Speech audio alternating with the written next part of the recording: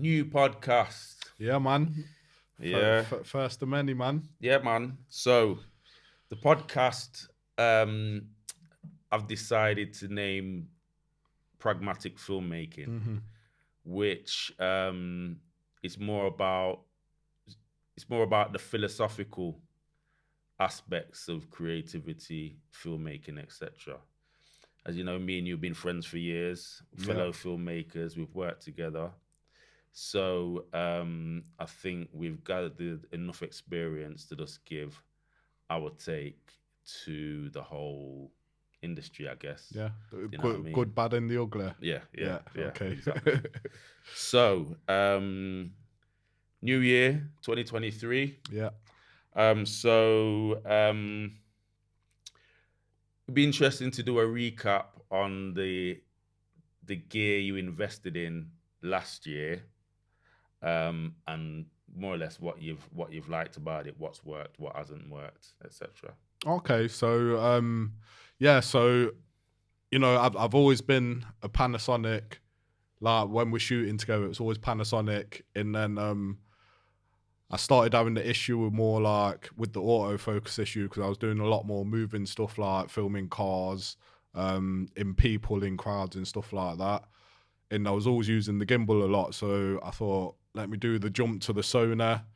And I remember you cussing me out, being like, "Boy, you're gonna get cold feet," you know. Yeah. And I did a little bit. Dark side. Yeah, you know what? I ain't gonna lie, bro. I did a little bit because obviously from using the system for so many years, and then jump into a whole different complete system, it was a big thing because I had to sell all my Panasonic kit to get that. But yeah, jumping to the Sony, you know what?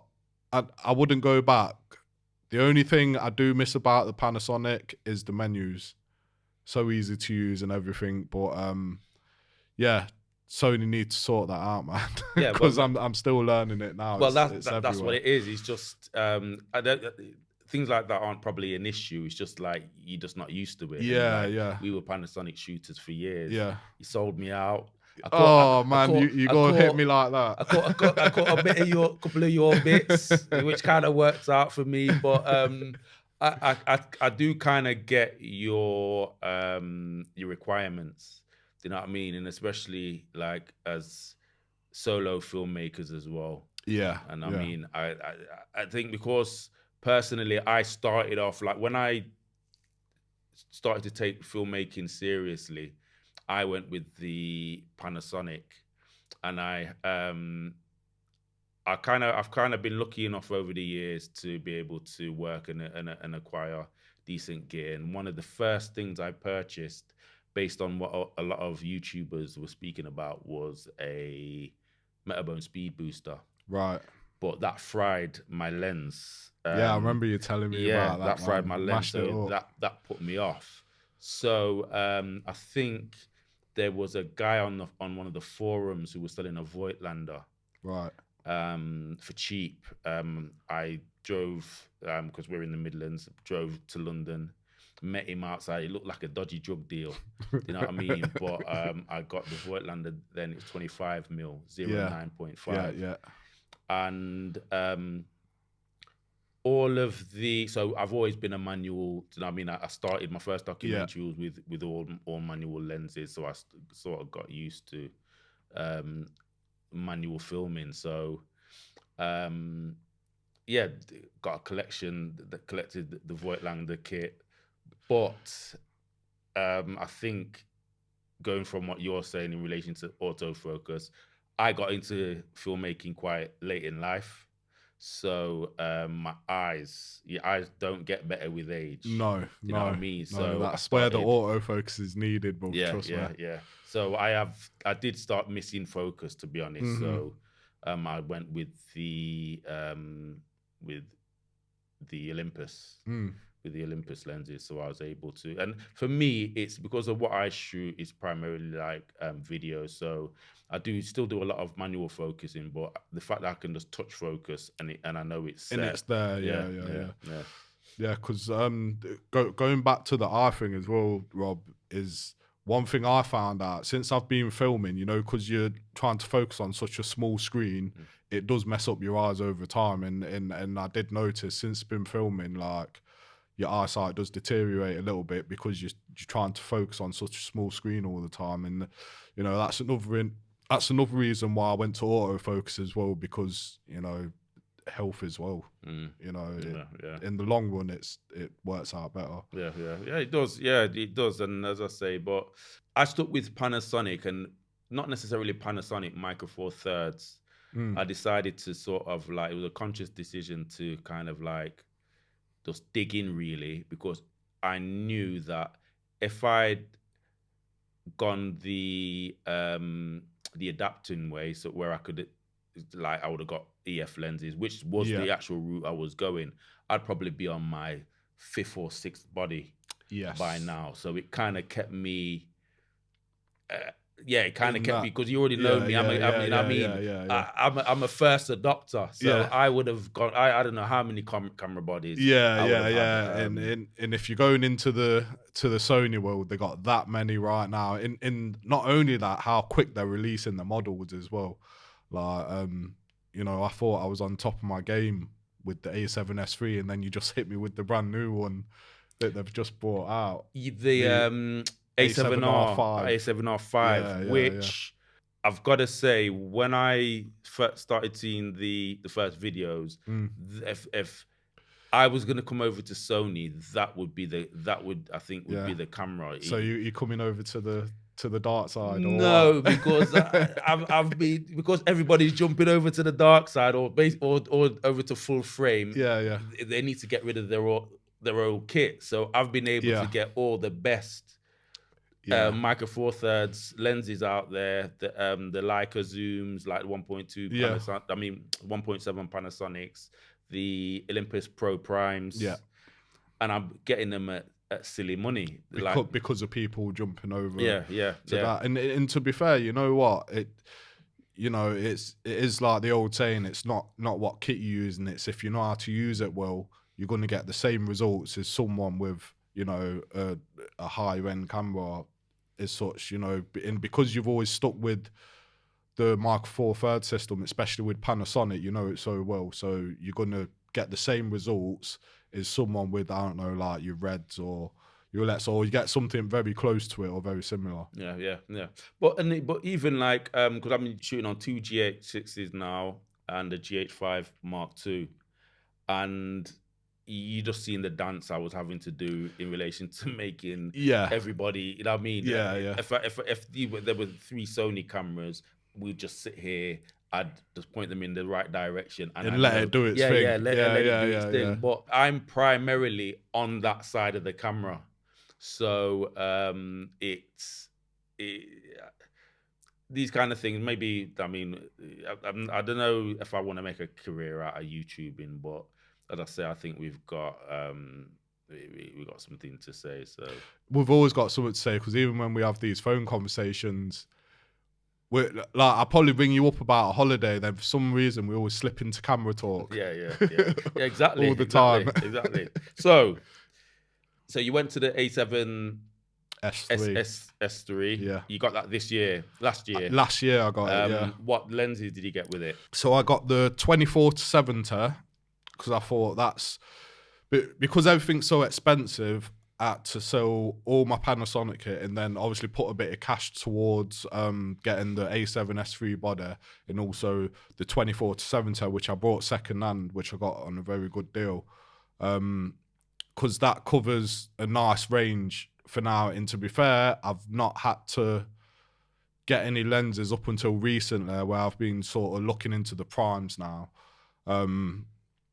You know, where you get a bit more shallow depth of field and it gives you a bit more flexibility. But for anyone who's thinking of jumping over to Sony, the 24-70, either the G Master lens or like you mentioned earlier about Sigma, their 24-70 is like almost, it's on par with the G Master. But I don't know, maybe it's just me. I like to keep everything the same, so if I've got a Sony camera, I like to keep to Sony lenses. That's just my personal preference. But you know, if people are on a budget, I'd say the Sigmas are just as good. Yeah, because I've looked at because I'm always sending you shit, aren't I? Even though I like the thing with me is that because I've got the GH6s, the videos I like to watch for some reason are the Canon R5C. Is it the R5C? Yeah. The Canon R5C, Right.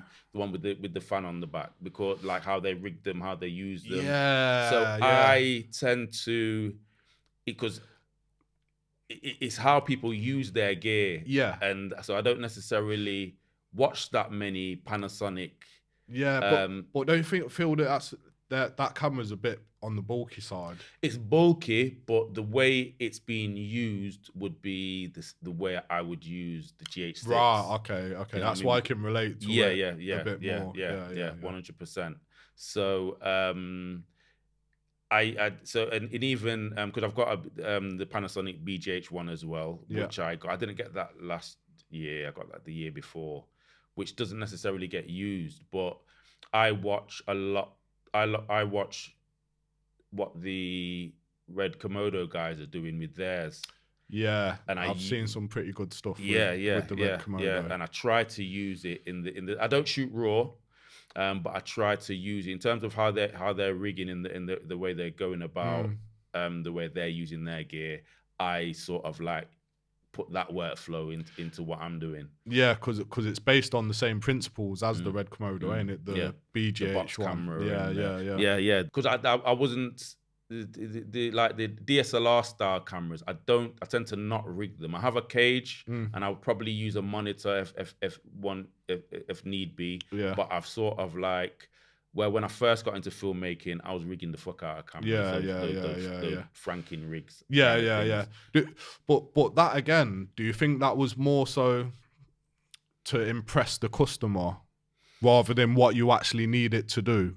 Yes and no. I think it's more to impress me, because you do that, and the first thing you do is send the photo of your rig. Yeah, of course. In a forum or on a Facebook group. Yeah. So I think it's more about us than it is what you know what I mean, what you're doing for the client. Yeah.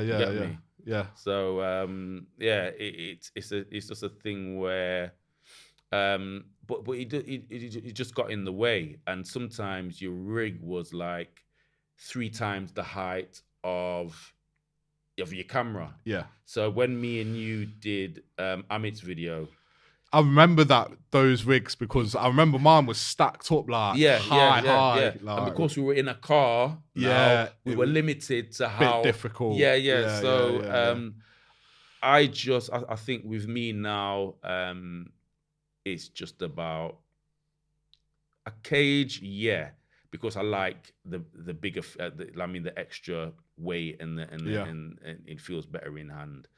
But for me, it's just an ND filter. Do you know what I mean? Yeah. Maybe a mic, sometimes not, depending if I'm filming anything that requires me having a mic, to be honest. You know what I mean? Because a lot of the time I'm getting the audio, I'm recording, say if I'm doing an event, I'm getting the audio from the sound guys anyway. Yes, yeah. You know what I mean? And then I'll sync that in post. But you know what? They're not always reliable, because I did that recently, feed it straight into a desk, and on my part, it was partly my mistake, because I didn't even check. I didn't plug the headphones in to check it. I just took it on board as, face value. It's going to be cool. I got it back now, bruv. It was unusable. The load of feedback coming through it and everything. I thought, shit, man. Yeah, I've never had a problem. And I think one of the issues is whether you're getting a line out or a mic out input, Do you know what I mean?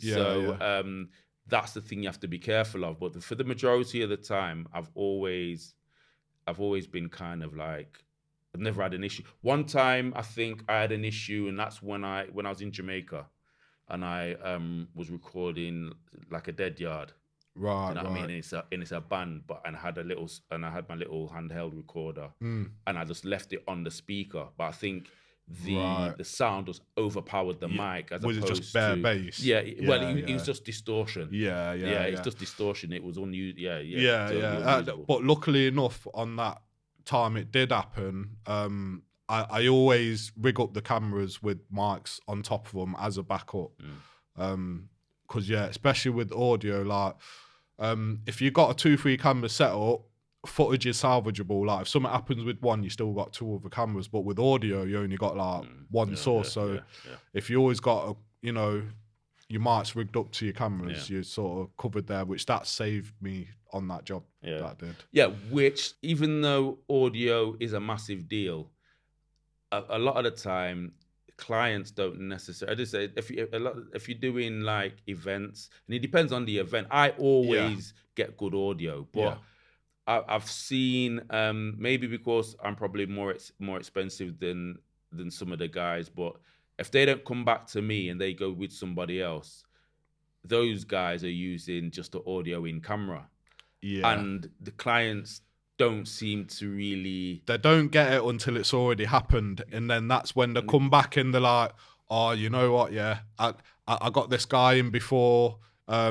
It was shit. It was rubbish. It was this and that." And then you sort of standing there like, "Well, this is the reason why I charge what I do. It's not just me being a twat about it. It's just that because I've invested the time and the money in my equipment to give you the best quality that I possibly can." And then that's the difference where it comes in with the price as well. A client always wants a lot for very little. That they want the best. They see something on TV and they think, "Yeah, I want that."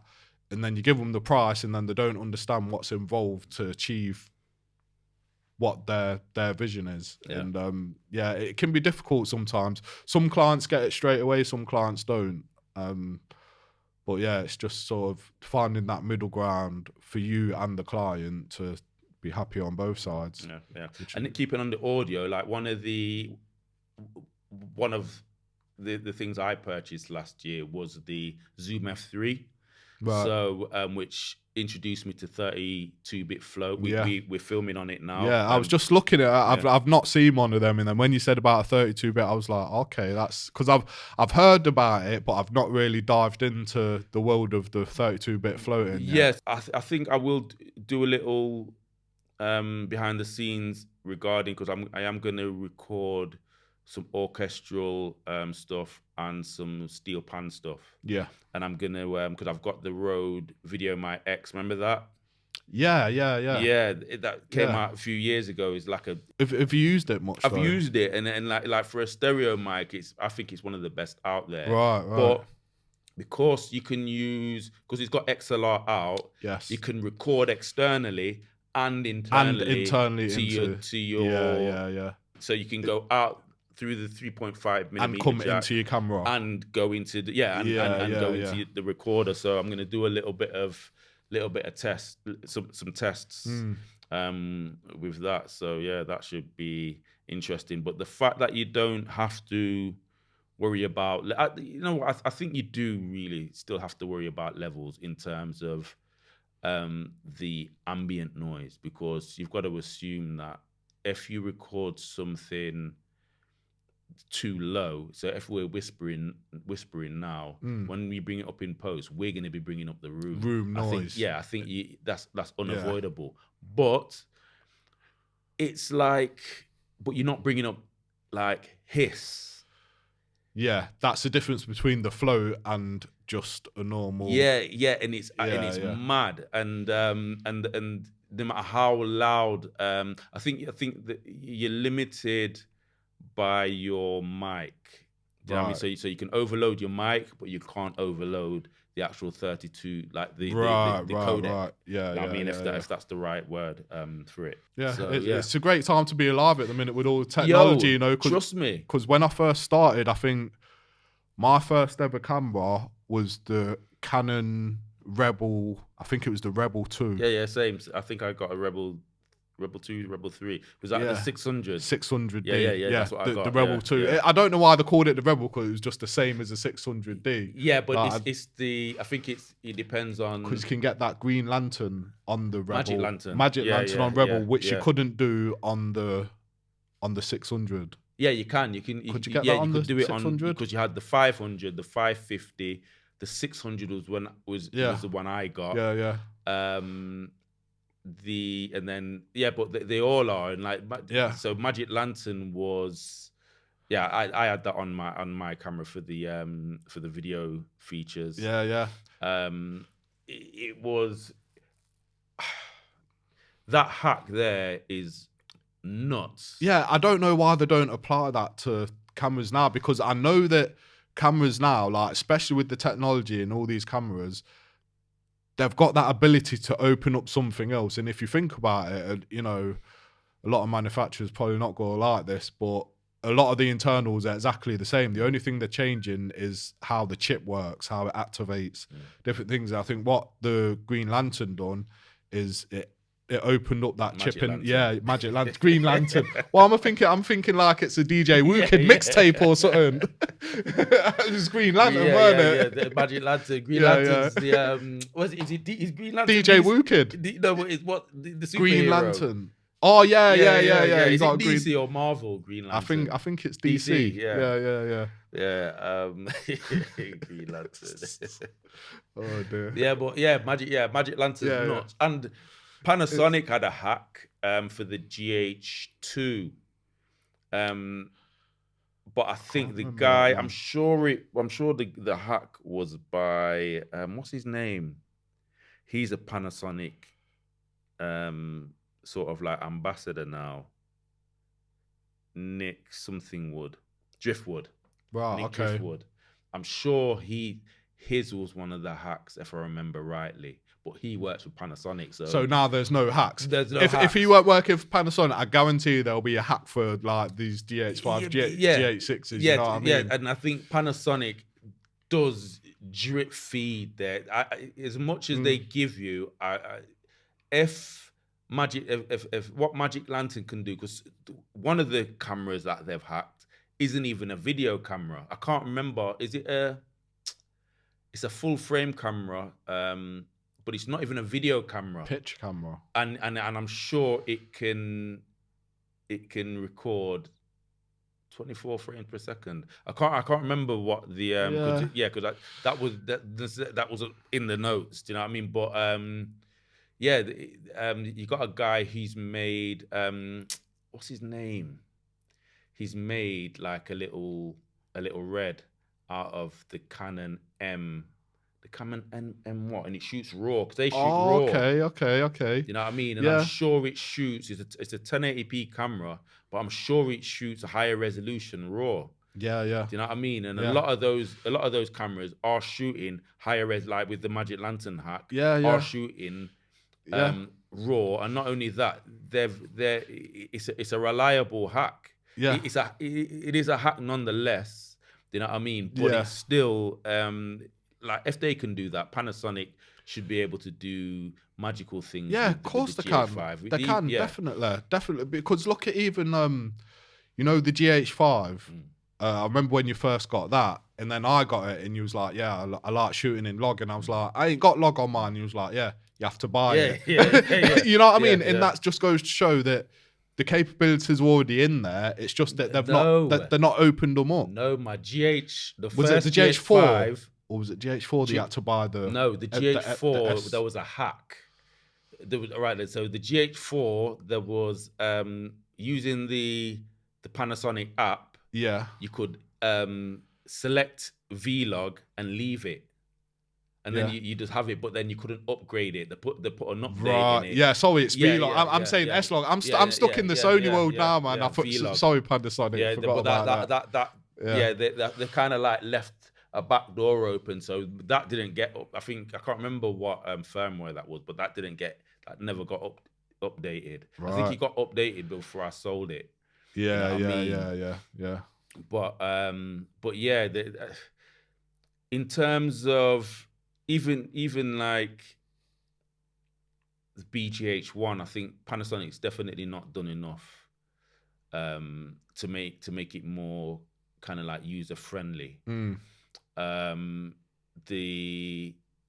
GH6, so the old Varicam can shoot 12-bit 444.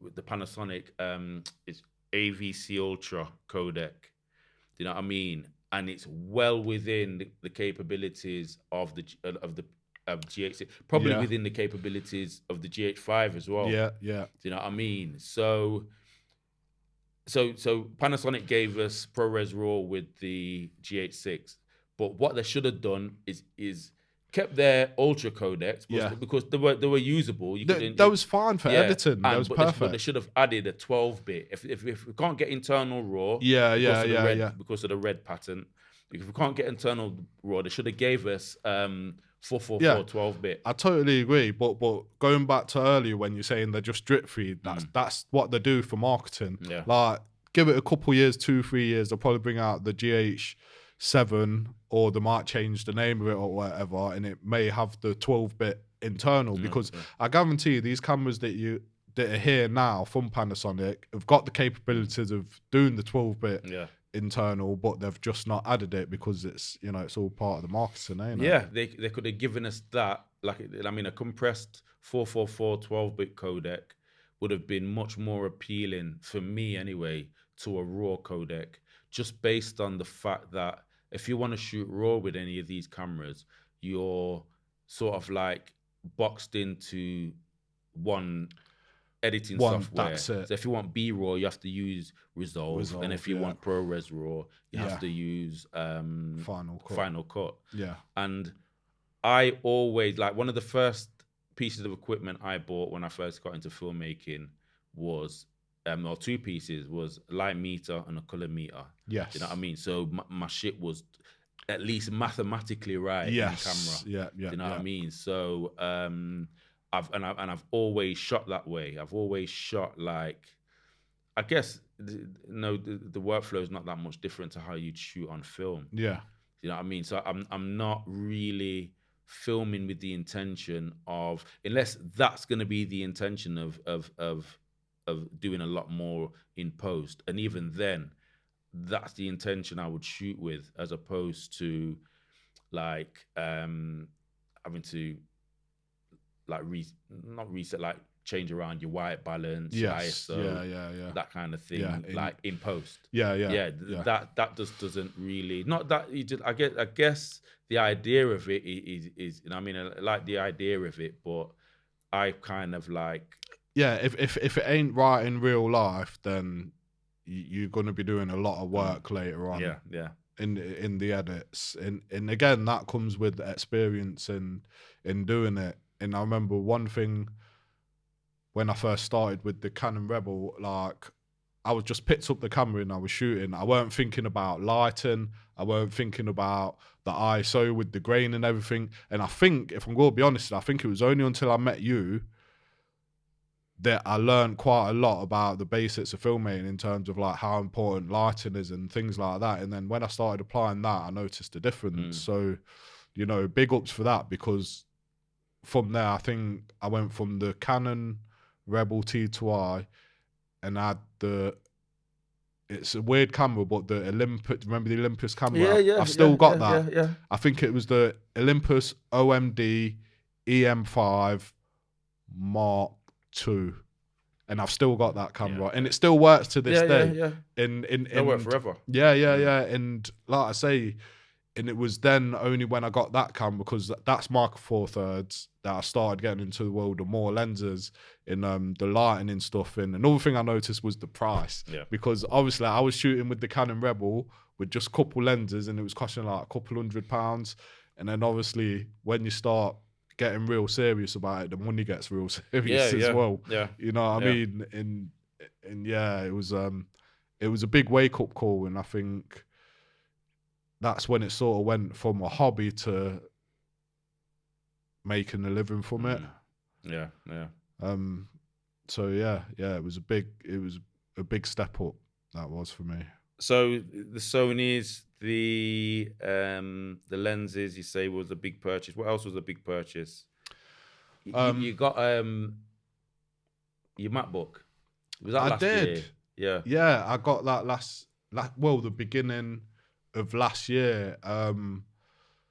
Again, you know, anyone who's thinking of getting anything, just spend a few hours on research. Like me, I probably do it extensively before I purchase anything. Like, I probably do about 12 hours on each product before I even think of getting it. And I was contemplating between the MacBook Air, because obviously I had the M1 chip, and the MacBook Pro. Now there's about a £1,500 difference between those two. In it at the time, I thought, you know what, I'll get the MacBook Air. If it's shit, then I'll just send it back and then save up a bit of money and get the MacBook Pro. When I got the MacBook Air, I was blown away with with what it can do. For a MacBook Air, like, it's amazing. The only complaint I'd have about it is there's only 2 USB-C ports. But other than that, like, it's in my bag right over there. It's got all my bits on there. Plug my external hard drive in literally, yeah. It's never failed, man. I've got a 2017 MacBook Pro, maxed out. I think I just didn't max out the CPU, GPU is maxed out, and I think I got like a terabyte hard drive, if I remember correctly, or maybe just the 512. I can't remember. So the MacBook is due to be updated. So the plan is to then give the kids the older iMac. They had the one before, so they always get the older equipment, and then put the MacBook and just the monitor, because I'm gonna be going. So we got 2 stations here. So one of them's audio and one of them's primarily video. Right. So the audio is just going to be a thing where if you do audio and you come in and do some work, you can just, do you know what I mean? So it's going to be more an open station, as opposed to everything mixed in. Yeah. So I'll bring my older MacBook, because that MacBook is a better spec, but it's more modern. So I'm still getting updates for that one. So I'll bring that into the studio and just get myself. I am looking at either an M1 MacBook Pro or an M2 MacBook Pro, 14-inch, for traveling, that kind of thing, and keep that at home where I keep the MacBook now. But I do the majority of the work on the iMac, and that's kind of like, in terms of like what I'm looking forward to probably this year I should say, is a new iMac. Whether that comes or not, is a whole other matter. But we'll get to when it does come. Yeah, but we'll get to what we're gonna look forward to, and what technology or gear appealed to you most last year.